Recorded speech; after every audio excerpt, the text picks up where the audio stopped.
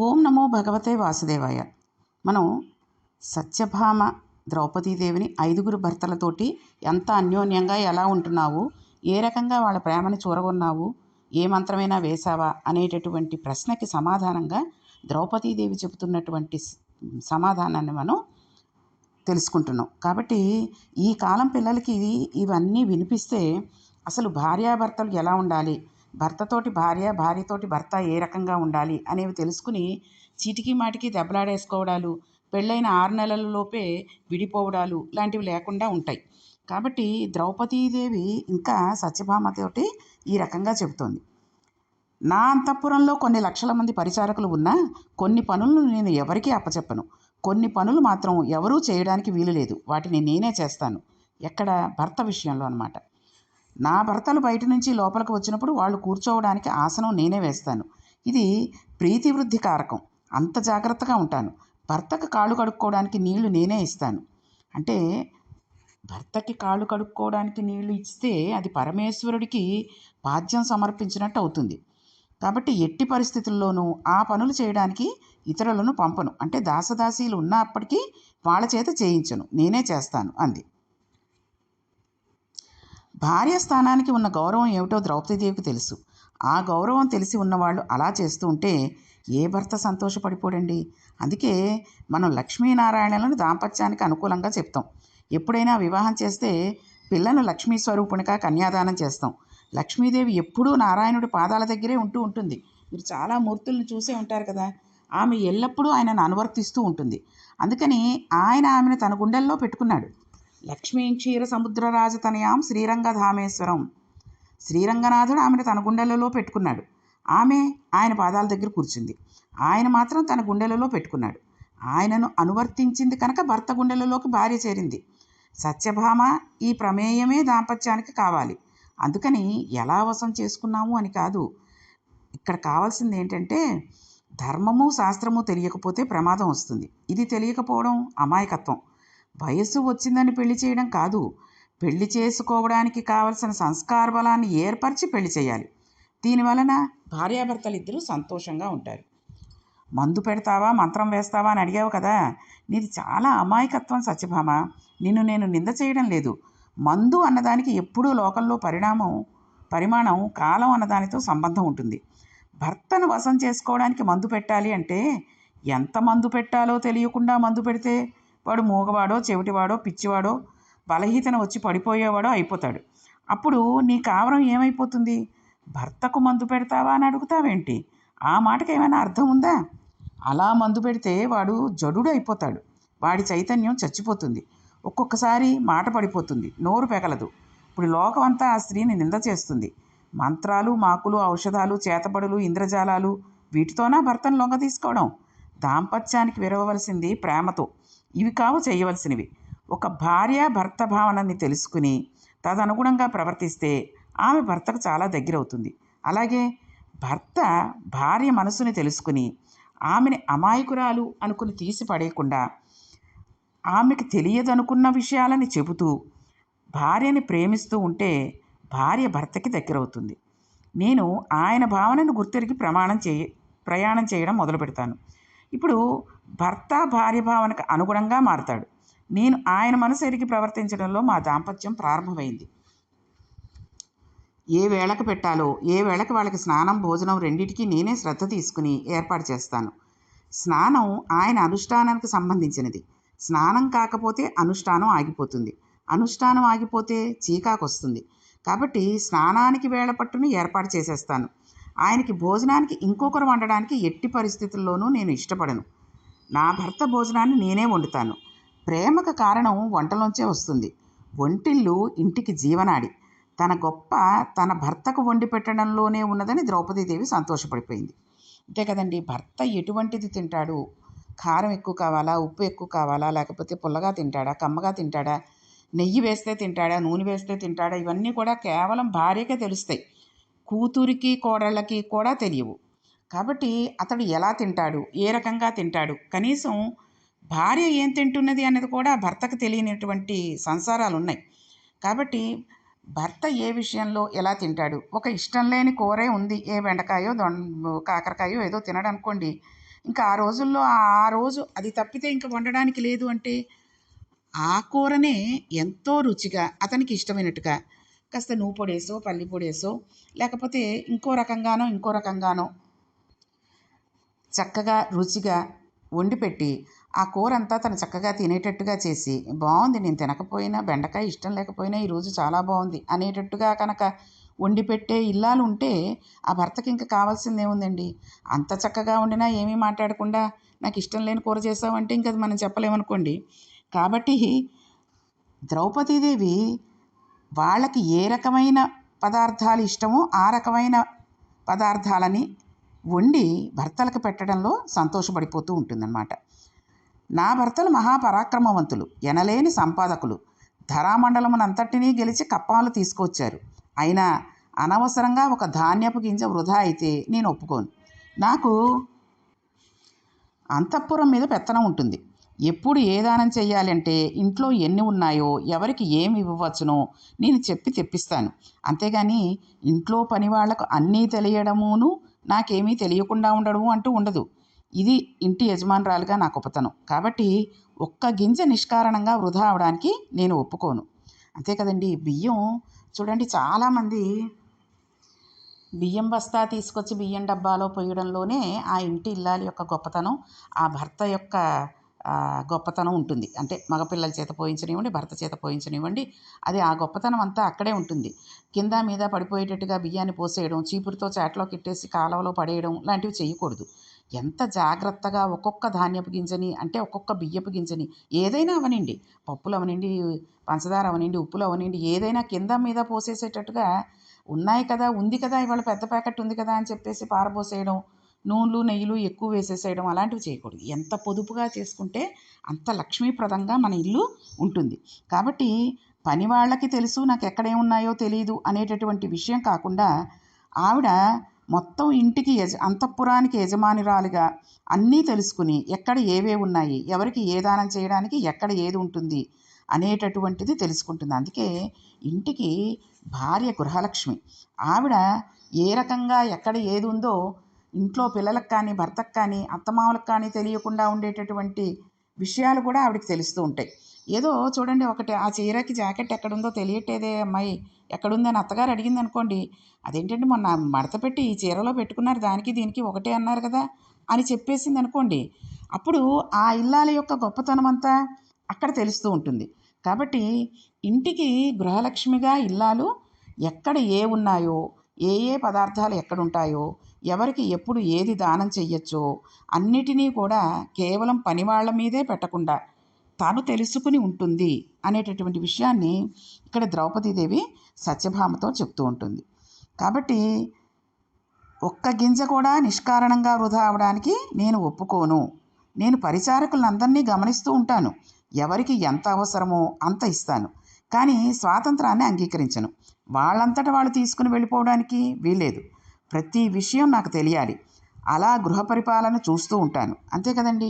పనివాళ్ళని పెట్టుకున్నామంటే వాళ్ళు ప్రతిదీ కూడా ఇంటి యజమానురాలుగా వాళ్ళకు చెప్పి చేసుకోవాలి. అలవాటు అయిపోయిందండి. రోజు నేనే టీ పెట్టేసుకుంటూ ఉంటాను కదా, నేను తాగేస్తాను అన్నట్టుగా వాళ్ళు పని వాళ్ళకి చనువు ఇవ్వకూడదు.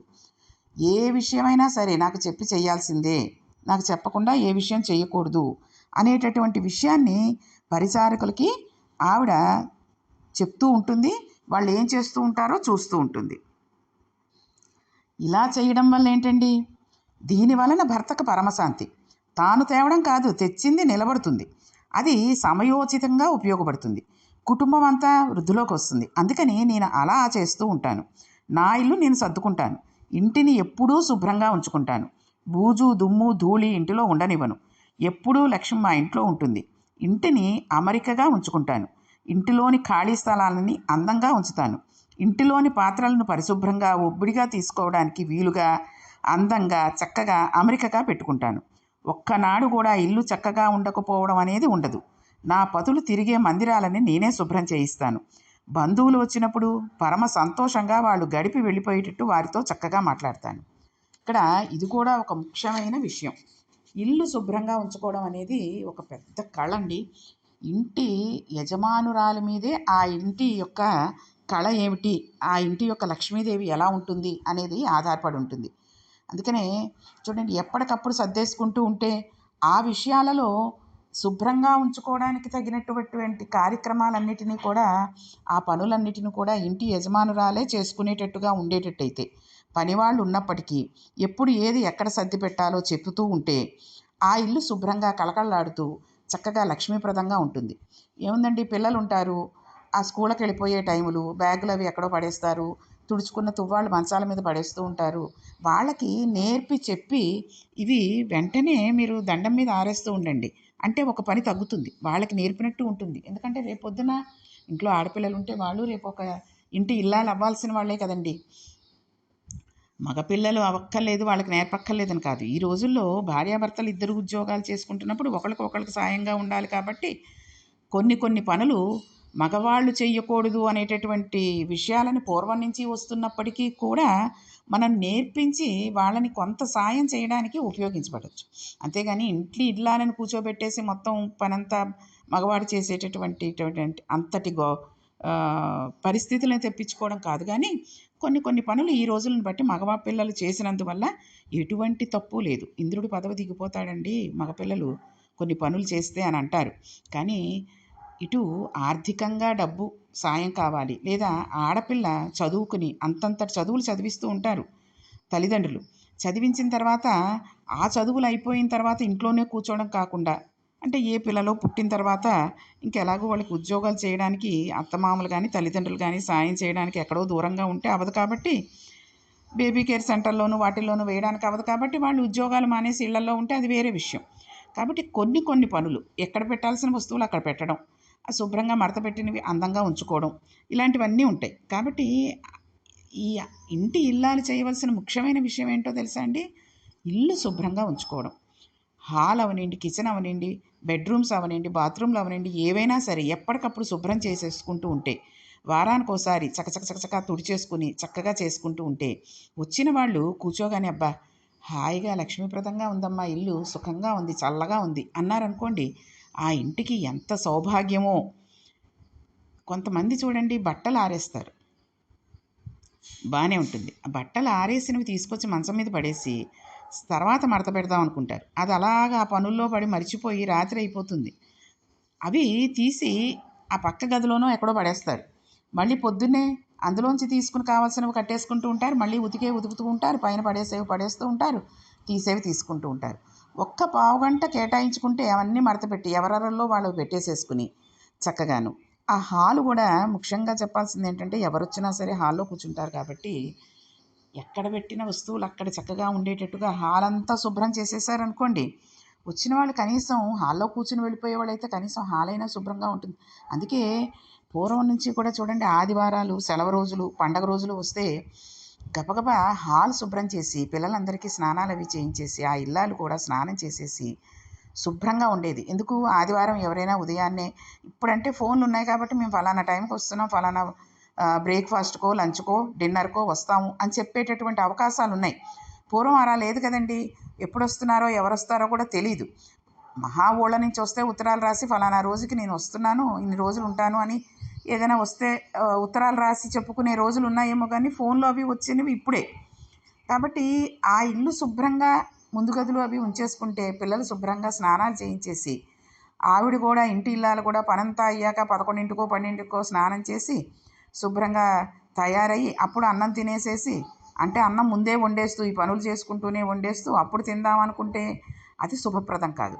చక్కగా స్నానం చేసి ఎవరైనా వచ్చేసరికి కళకళలాడుతూ ఉంటే ఇంటి ఐశ్వర్యం అంతా ఇంటి ఇల్లాలిలోనే ఉంటుంది, కనిపిస్తూ ఉంటుంది. కాబట్టి అటువంటి పనులన్నీ నేను చేసుకుంటూ ఉంటాను. నా ఇల్లు నేనే శుభ్రంగా ఉంచుకుంటాను, ఎవరి మీద ఆధారపడి ఉండను అని ద్రౌపదీదేవి అంతటి ఆవిడే చెప్పినప్పుడు మనం ఎంత పాటండి, మనం ఇంకెంత శుభ్రంగా ఉంచుకోవాలి.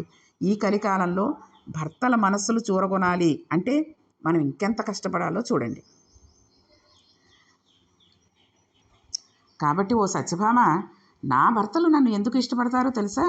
ఏమీ తోచడం లేదని చెప్పి వచ్చి వీధి గుమ్మంలో నిలబడి అటూ ఇటూ చూస్తుండడం లాంటి పనులు నేను చెయ్యను. భర్త హృదయాన్ని తెలుసుకుని భర్త ప్రేమను పొందాలనే ప్రయత్నం లేకుండా మిడిసిపాటుతో తన ఇష్టం వచ్చినట్టు తాను ప్రవర్తించే ఆడవారితో నేను స్నేహం చేసి మాట్లాడను. దెబ్బలాటలకు వెళ్ళడం, గట్టిగా అరవడం, గట్టిగా మాట్లాడడం లాంటి పనులు నేను చెయ్యను. 10 మందిలోకి వచ్చి అదే పనిగా ప్రతిదానికి హాస్యం ఆడడం, నవ్వడం లాంటి పనులు నేను చెయ్యను. అదుపు తప్పి అదే పనిగా హాస్యం కోసం నవ్వడం, హాస్యం కోసం మాట్లాడడం నేను చెయ్యను. నేను ఇలాంటి పనులను చేసేదానని కాను. ప్రయత్నపూర్వకంగా అటువంటి వారికి దూరంగా ఉంటాను. ఇది మనం ముఖ్యంగా తెలుసుకోవాల్సినటువంటి ఈ కాలం పిల్లలు కానీ, పూర్వకాలం వాళ్ళు కానీ. నేను ఎప్పుడూ నవ్విస్తూ ఉంటాను అంటే కొంతవరకు మంచిదే. నవ్వుకోవచ్చు, నవ్వుకోకుండా ముభావంగా ఉండాలి అని కాదు. ఎంతవరకు అంతవరకే. ప్రతిదానికి పగలబడి పళ్ళన్నీ కనబడేటట్టుగా ఒళ్ళంతా ఊగిపోయేటట్టుగా నవ్వడం లాంటివి స్త్రీలు చెయ్యకూడదు, మగవాళ్ళు చెయ్యకూడదు. వాళ్ళు కూడా ఎంతవరకు ఉండాలో అంతవరకే ఉండాలి. అదేంటండి ప్రతిదానికి ఆడవాళ్ళు అలా చేయకూడదు, ఇలా చేయకూడదు అంటారని అనుకోవద్దు.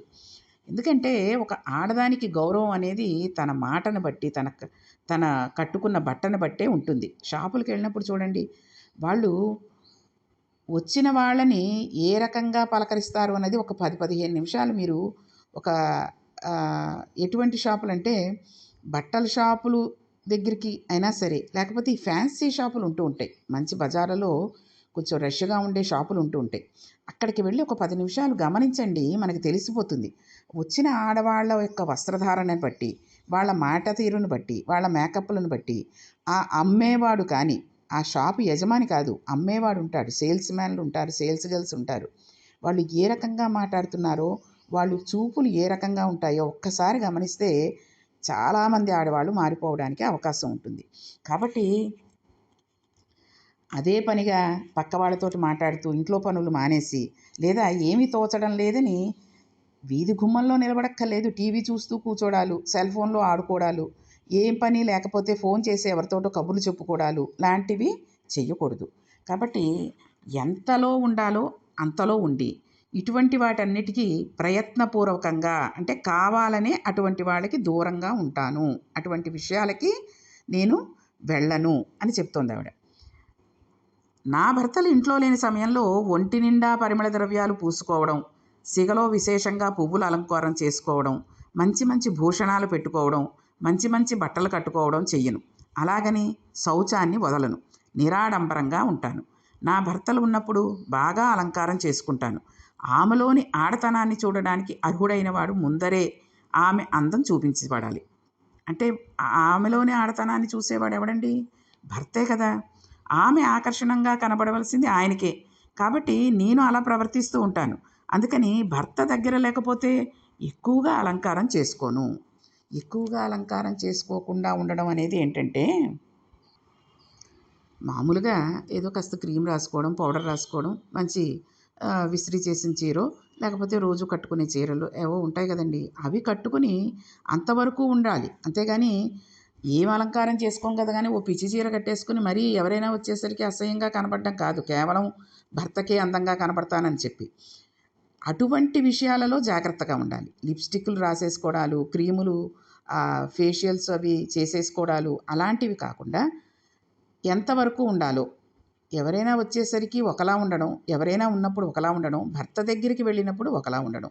ఈ పరిమళ ద్రవ్యాలు అవి పూసుకోవడం, పువ్వులు పెట్టుకోవడాలు అటువంటివి సాయంత్రం మాటలు భర్త వచ్చిన తర్వాత చేసుకుంటేనే బాగుంటుంది. అలా అని భర్త వచ్చేసరికి నేను రెడీగా ఉన్నానన్నట్టుగా పువ్వులు అవి పెట్టేసుకోవడం, తెల్ల చీరలు అవి కట్టేసుకోవడం లాంటివి చేసేసి ఊరందరికీ తెలిసేటట్టుగా ఉండక్కర్లేదు. ఉన్నంతలో శుచిగా, శుభ్రంగా భర్తని పువ్వులు పెట్టుకుంటేనే భర్తను ఆకట్టుకోవచ్చు అనుకునేటటువంటి విషయం కూడా చాలా పొరపాటే. కాబట్టి ఇటువంటి పరిమళాలు, అలంకారాలు కూడా నేను భర్త దగ్గర ఉన్నప్పుడే చేసుకుంటాను. సత్యభామ మా అత్తగారు కుంతీదేవి. భూదేవికి ఎంత ఓర్పో మా అత్తగారికి అంత ఓర్పు. మా అత్తగారు పరమ సుకుమారి. ఎన్నో కష్టాలు పడింది. నా భర్తలు చిన్న వయసులో ఉండగా మా మామగారు చనిపోయారు. అప్పటి నుంచి మా అత్తగారు ఎన్నో కష్టాలు పడి పిల్లలను పెంచి పెద్ద చేసింది. ఇవాళ మీ సిద్ధాన్నం తింటున్నాను. అంతటి మహాపురుషులకు భార్యను అయ్యాను అంటే వాళ్ళను మహాపురుషులు చేసింది మా అత్తగారు. తండ్రి లేని పిల్లలను సాకి వృద్ధిలోకి తేవడం అంటే మహాతల్లి మా అత్తగారు కుంతీదేవికే చెల్లింది. వాళ్ళను గాలికి వదిలిపెట్టేసి ఉన్నట్లయితే వాళ్ళు ఉండేవారు. కానీ ఆమె వారిని సాకి లోకానికి ప్రయోజనకులని చేసింది. అటువంటి భర్తలకు భార్యనయ్యానన్న కీర్తి నాకు ఇప్పించింది. ఆ గౌరవాన్ని నాకు ఇప్పించింది. ఇది మా అత్తగారంటే అంది. ఇప్పుడు ఆవిడ అత్తగారి గురించి చెప్పడం మొదలుపెట్టింది. సత్యభామ ద్రౌపదీదేవి మాటలు వింటూనే ఉంది. ఆమెకి తల తిరిగిపోతుంది. నేనేమనుకున్నాను, ఏమేమిటంటోంది, ఇలా ఉన్నదే భార్య, ఎంత పరిణితి ఆవిడికి, నేను కూడా అలా ఉండలేకపోతున్నానే అని తెల్లబోతోంది.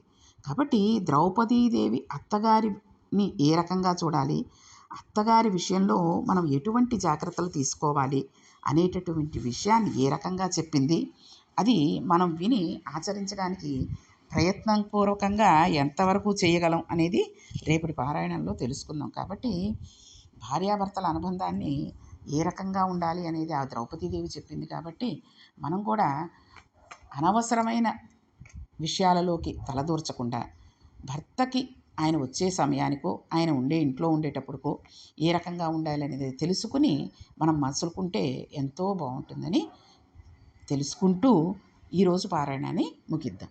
ఓం నమో భగవతే వాసుదేవాయ.